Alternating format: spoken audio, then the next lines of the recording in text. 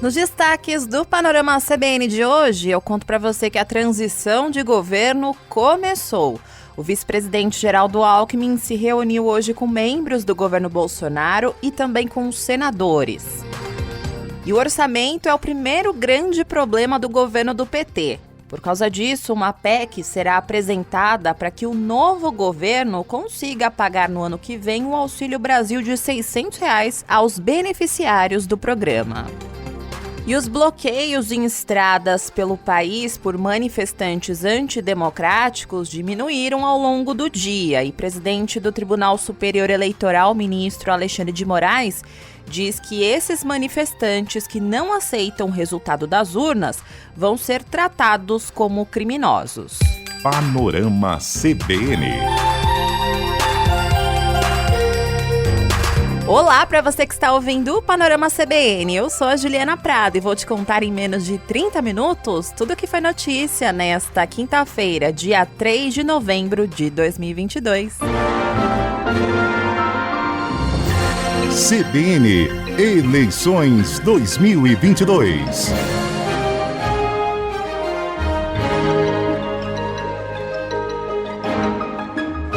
Bola para frente, a transição começou. Agora é fazê-la da melhor maneira possível em benefício da população. E essa foi a palavra do dia, transição.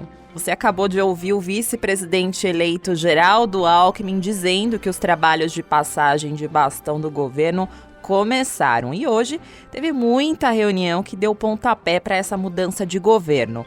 Alckmin, que é coordenador da equipe de transição do governo Lula, se reuniu na tarde de hoje com o ministro da Casa Civil, Ciro Nogueira, que vai coordenar a transição pelo governo Bolsonaro.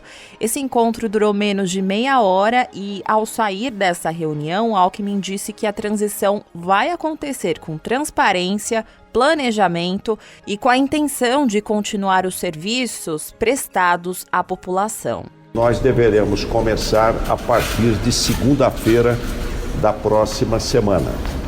Então, todo o fluxo de informações também foi conversado, nós vamos encaminhá-las todas para o ministro Ciro Nogueira, para a Casa Civil e a transição instalada com o objetivo da transparência, o objetivo do planejamento, o objetivo de continuidade dos serviços prestados à população e que a gente possa, nesse período aí, ter todas as informações e poder dar continuidade aos serviços, não interrompê-los e, de outra forma, nos prepararmos aí para a posse no dia 1º.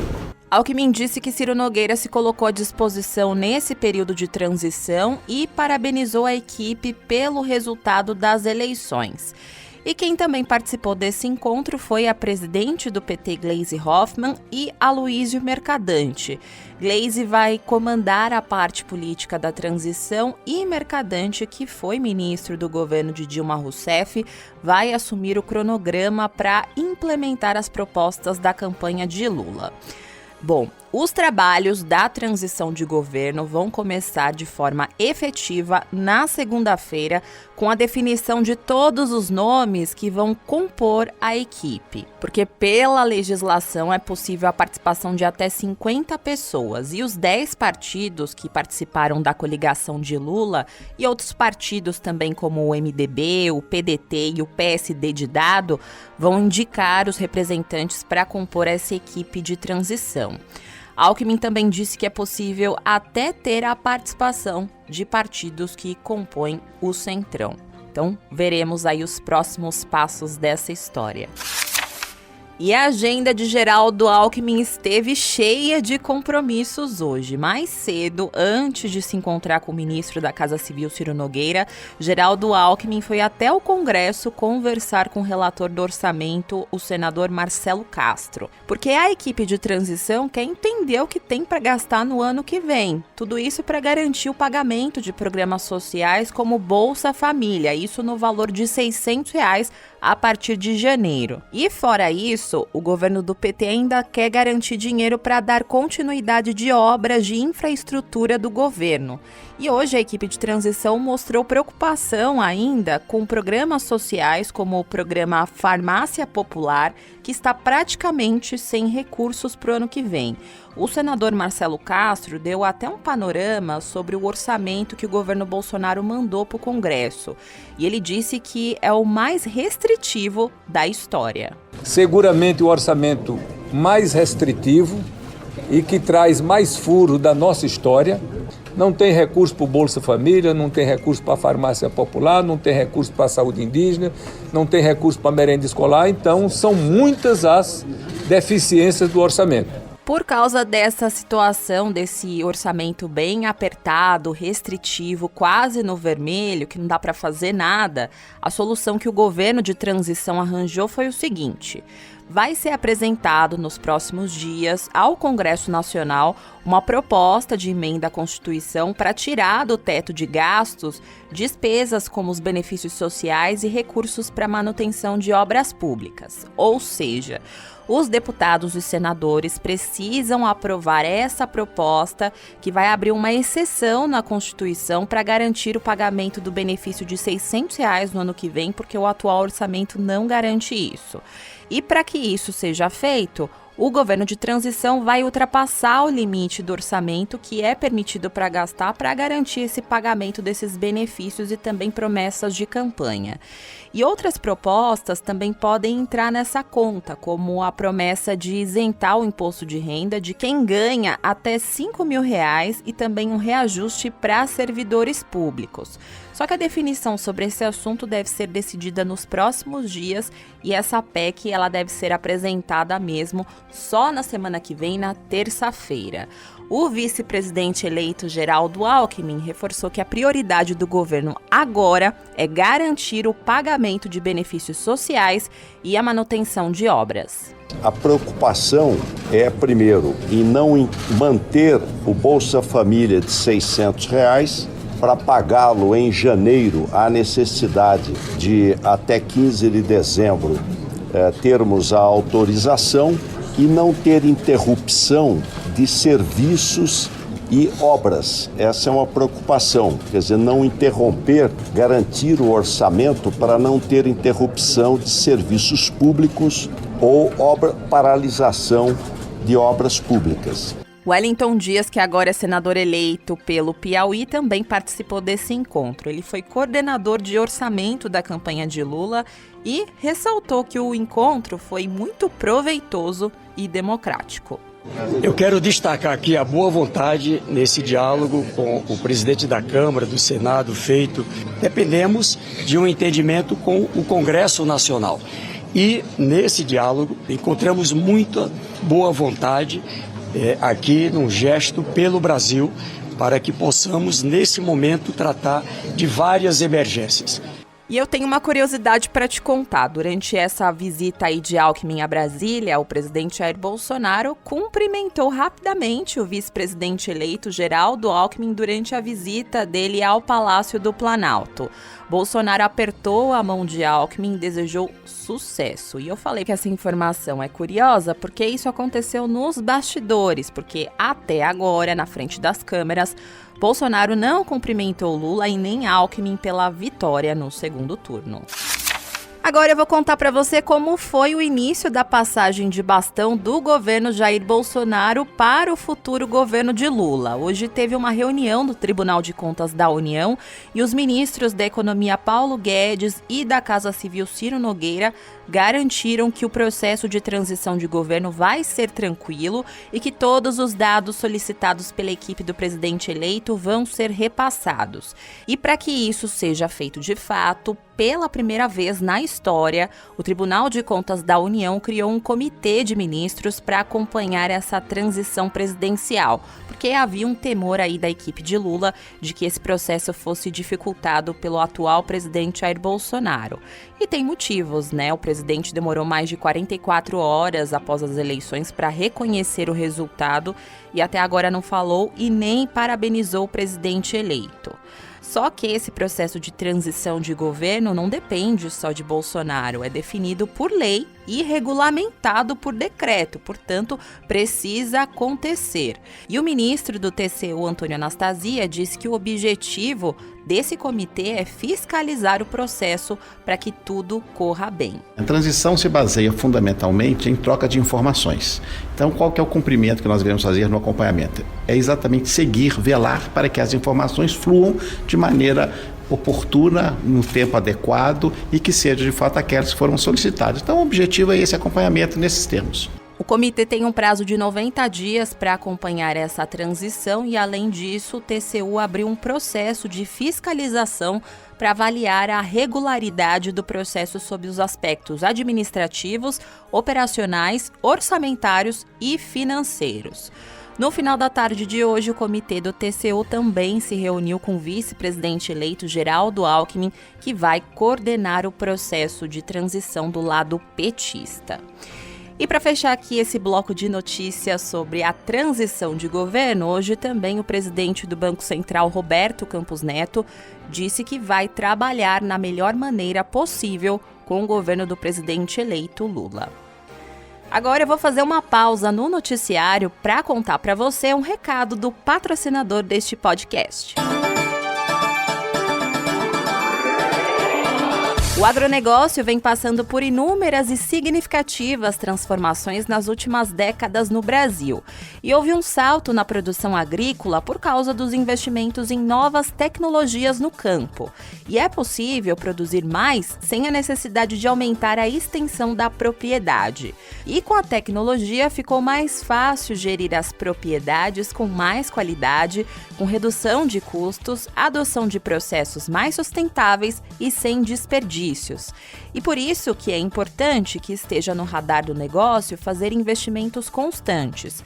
E o Banco BV, que é um dos maiores do país, tem produtos específicos para o agronegócio. O banco oferece diversas opções de empréstimos e financiamentos que cobrem despesas do ciclo produtivo e da pós-colheita.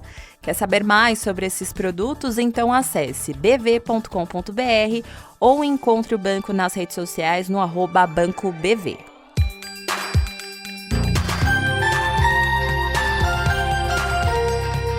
Voltando ao noticiário, eu vou lá para o judiciário, porque hoje o presidente do Tribunal Superior Eleitoral, ministro Alexandre de Moraes, condenou os atos de bolsonaristas que interditam rodovias em todo o país e disse que essas pessoas que não aceitam o resultado das urnas vão ser tratadas como criminosas. Alexandre de Moraes disse que as eleições acabaram e que as fiscalizações feitas por diversos órgãos e partidos políticos confirmaram a lisura e a confiabilidade do processo eleitoral.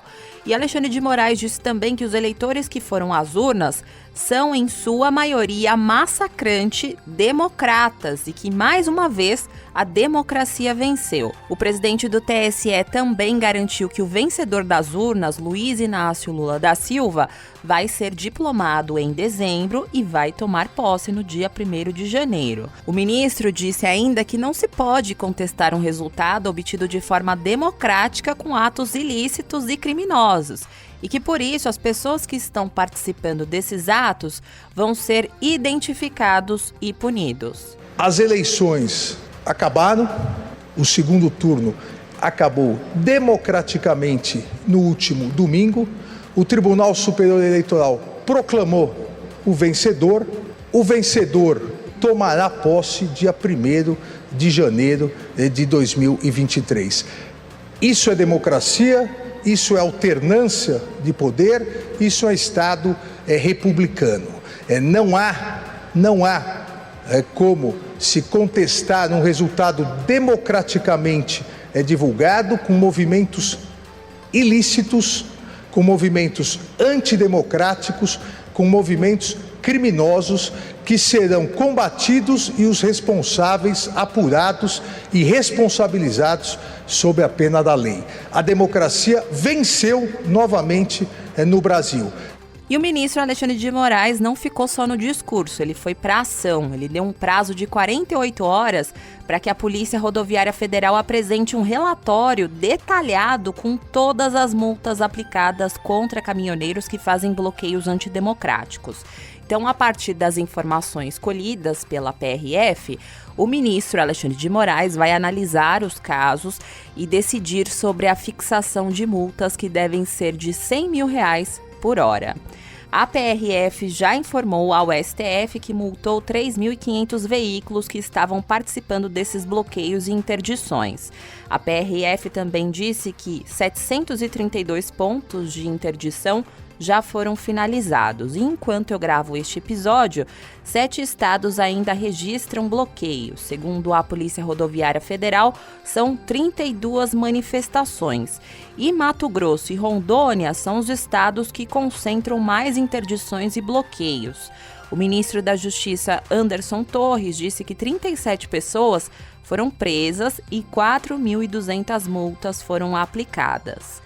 Claro que falamos sobre esse assunto durante a programação da CBN e entrevistamos o Procurador-Geral de Justiça de São Paulo, Mário Sarrubo. Ele disse não ter dúvida de que os protestos golpistas são organizados e financiados. Ele disse que esses não são atos espontâneos de caminhoneiros. Para o procurador, eles podem estar sendo usados como massa de manobra. Algo muito maior por trás disso, daí a nossa preocupação, inclusive sob o prisma de que muitos desses caminhoneiros podem estar sendo aí massa de manobra de grandes líderes, de pessoas inescrupulosas que pensam em golpe, em atentados contra o Estado Democrático de Direito e até mesmo em relação ao resultado das eleições legítimas que aconteceram no último domingo. Mário Sarrubo disse que já há nomes de suspeitos de patrocinar esses atos e que eles vão ser investigados. Inclusive, segundo ele, essa investigação tem o auxílio da Procuradoria-Geral da República.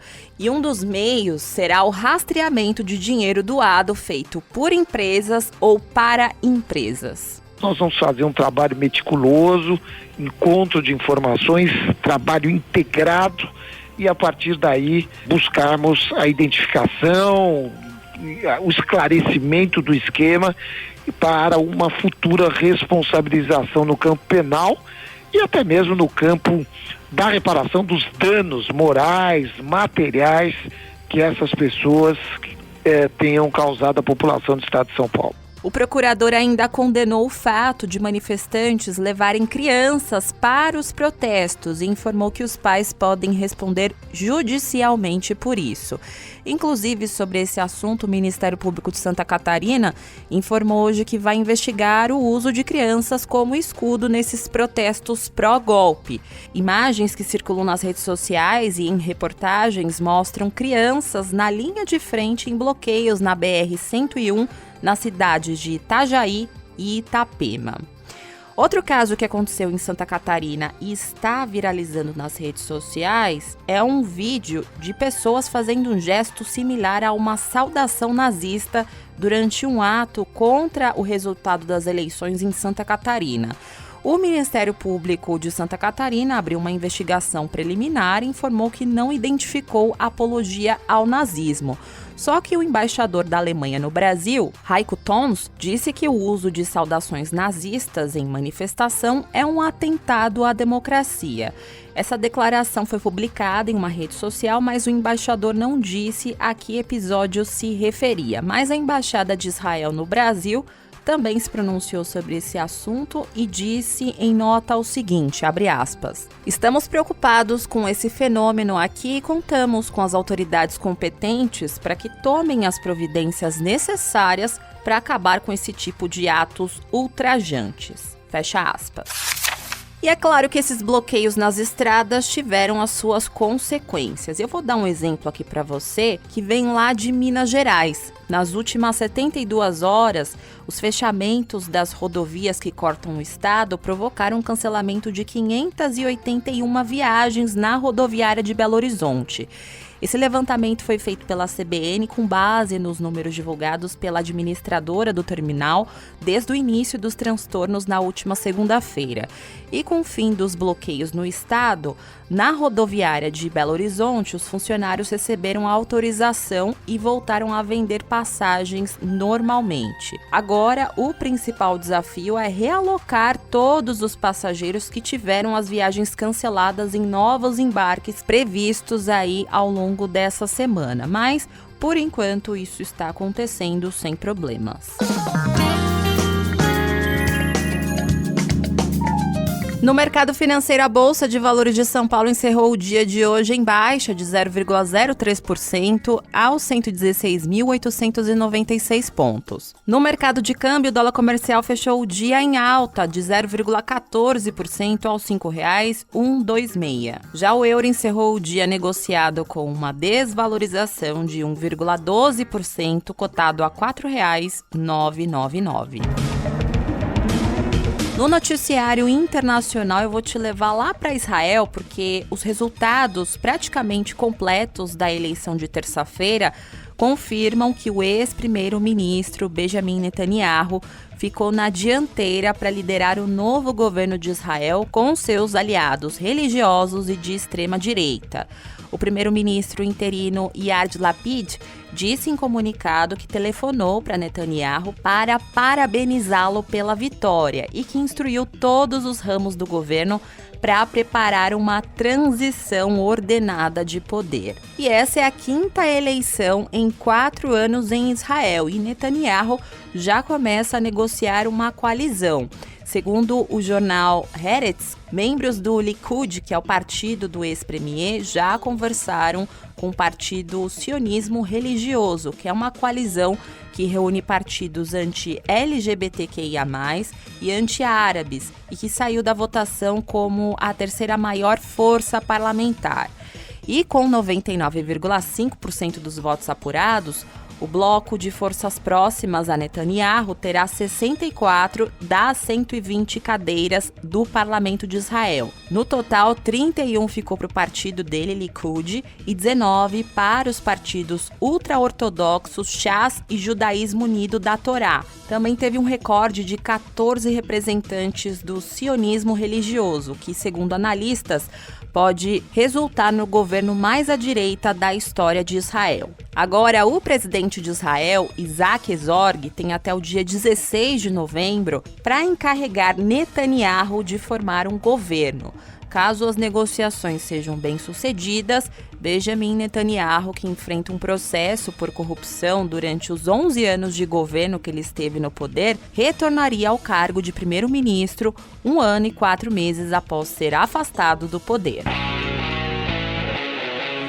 E para fechar aqui o noticiário de hoje, no esporte ou / noticiário policial, o Brasil negou hoje a extradição do ex-atacante Robinho à Itália. Lá, o ex-jogador foi condenado a 9 anos de prisão por violência sexual em grupo contra uma mulher albanesa em 2013. Segundo a agência de notícias italiana ANSA, a decisão se baseou no artigo da Constituição brasileira que proíbe a extradição de cidadãos natos do Brasil. E um detalhe aqui para você, Robinho apareceu ontem em uma manifestação antidemocrática aqui no Brasil que pede intervenção militar. Panorama CBN. Agora chega, né? Eu vou indo nessa. Muito obrigada pela companhia de hoje. O roteiro dessa edição foi escrito por mim e a montagem e a sonorização são do Daniel Mesquita, o Dom.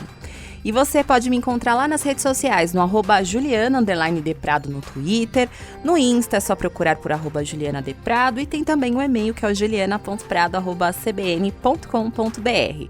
E não se esqueça que amanhã tem a edição da manhã do Panorama CBN a partir das 7 horas da manhã com a Bianca Santos. E não se esqueça de seguir o Panorama CBN no seu tocador de podcast favorito, porque assim que tiver um episódio novo, o aplicativo que você usa vai avisar para você que tem uma nova edição no ar. Combinado? Beijos para você e até mais!